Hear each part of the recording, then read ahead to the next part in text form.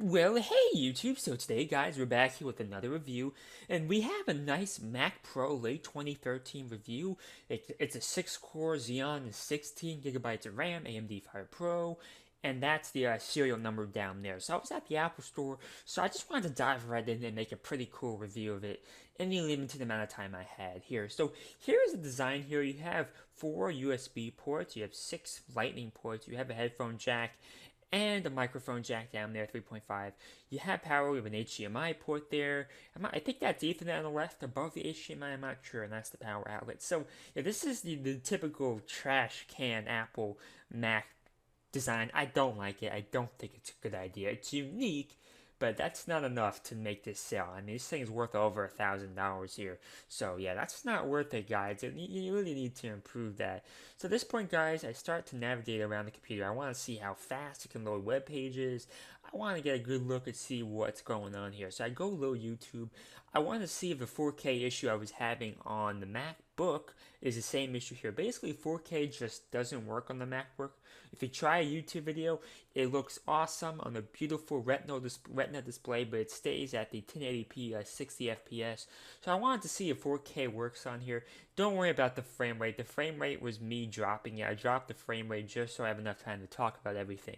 So as you guys can see here, 1080p 60 FPS is the highest it goes. Even though this is a 4K video, I went on my own computer here, my own Windows computer, and that same video ran perfectly on 4K mode. So as you know, for some reason, Apple products just cannot play YouTube videos in 4K. So here's a good look here at the keyboard and mouse setup. It's very unique.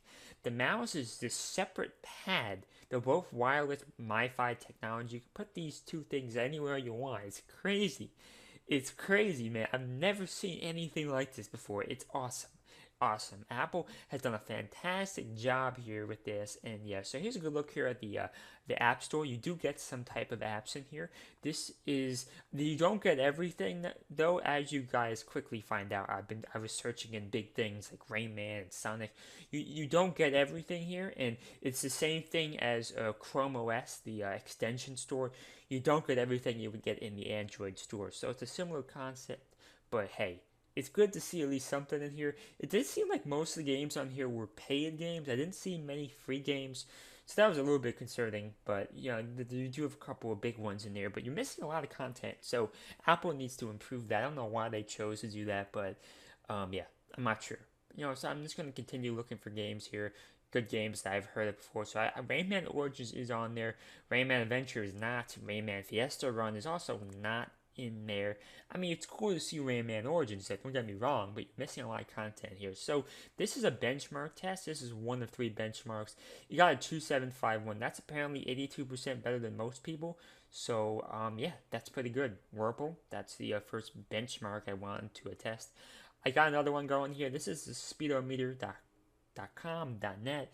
I got a 60.6. So these were my test scores. Here's the detailed runs here. So I did pretty good on that fast run, the last run. The rest of them were not as fast, but the fast one was pretty fast. So here is me testing out the processing power. This is the Doppler radar for the entire world. Here, I wanted to test out how it can handle, intensive CPU processes, and it did a pretty good job here. I had very minimal lag there, so yeah, that did a pretty good job from that department. So here is pricing, guys. I took a look at the pricing of all the different Apple products. So Mac Pro at 5,000. Here's some original iMacs, about 1 to 2,000 here. Nothing too crazy. MacBook Pro about 1,300 to. I went kind of fast there, but yeah. So here's a wide variety of prices here, and I believe this one is a $3,000 Mac Pro. I believe that's the one we got, and the $3,000 one, which is crazy because this came out like 4 years ago. So here's a Google Maps test here. My bad, yeah, the Apple Maps. So I test the zooming capabilities here. I go really, really fast. I just wanted to see, can this thing handle a really, really detailed zoom? And then I zoom out again here. I'm just testing the computing power of this device. I want to see if this thing can handle some high intensity computing, So then I go over here to the Congo. Here I go really, really far in until I can't go any farther. There wasn't any landmarks of particular in this region, wherever the heck I was in the Congo. So that's why you don't see anything on the map. It's not the computer loading or anything. It's just there's nothing there. It must be jungle. The Congo is known to be a jungle place, So I'm not too surprised. I do believe I tried one more location. No, I moved on from there. So here is the Apple.com, and never mind. My bad. That's not what I was doing here. What I was doing here, I was testing out the webcam feature here. I was having trouble getting the webcam feature to work. I don't think I ever got this to work, unfortunately. Yeah, but that's what I was doing here. Oh, never mind. I did get it to work. So that is the LG Ultra 5. This was a custom monitor Apple was using. So this is the monitor they recommend you use here. So this is the monitor, and this is what it looked like. This is me using it, and it did look pretty good. It looked pretty good. For a desktop, it looked pretty damn good.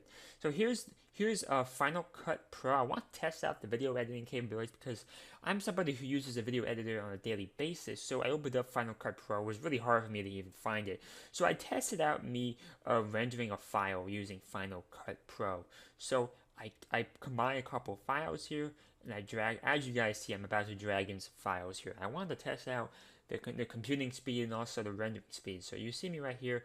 I'm trying my best to do this with one hand. I couldn't do it with one hand. I had to pause it. So I used two hands, and I combined a couple video files and some music files together here. It's about 4 to 5 minutes long, all in 4K. So now in a second here, we're gonna test out the rendering speed at 4K and 60 FPS here. This is movie quality here. So that's the export button right there, I believe. No, that's not the export button. It does take me a second to figure out exactly what to do. I've never really used this map before, but if you give me a second here, I do find it out pretty quickly here. If you just give me a second here. And that should happen right about now. Let's see here. I should figure this out. There we go. So over here you have the export feature on the right side, top right. And I click master file. I'd rather have a master file. Once it focuses, you're going to see me click master file. There we go. I clicked master file because I don't need to have this remotely. I need to have this on my computer here. So now we test the rendering speed here. The Kodak is ready to go. It's about 2 gigabytes in size, and we hit save here. And yeah, it goes really fast. I'm really impressed here. I mean, at this point, guys, it's done, which is crazy. That was instant. So I'm very impressed by that. I don't know if this is because I was in the Apple Store or not, but it went really fast. The only thing I will say is, as you guys can see here, it kind of messed it up, the file. The second half was all black, and I kind of gave up on that. And here is me just playing a game. Here is me just playing the game here. Yeah, I'm just playing chess. I'm testing out the computing power. So another concerning thing is, watch how slowly the game loads for the computer. It takes the computer 5 to 10 seconds to make a move. I don't know what to say about that. I don't know if this game was programmed poorly, but look how slow this is, man. So yeah, the editing gave me issues, as you guys can see here, because the second half never loaded. It was all black. And then this chess game is all laggy. So it seems like this device is really cool, but it's not perfect, and I think I'm starting to show some of the flaws here. So overall, guys, if you do want to buy this, Amazon link will be down below. Make sure you guys subscribe and like for daily news and reviews. The International Gear Best link will be down below as well. Check out pbosonline.com. Put on notification bell, and really hope you guys have a nice day. So thank you and bye.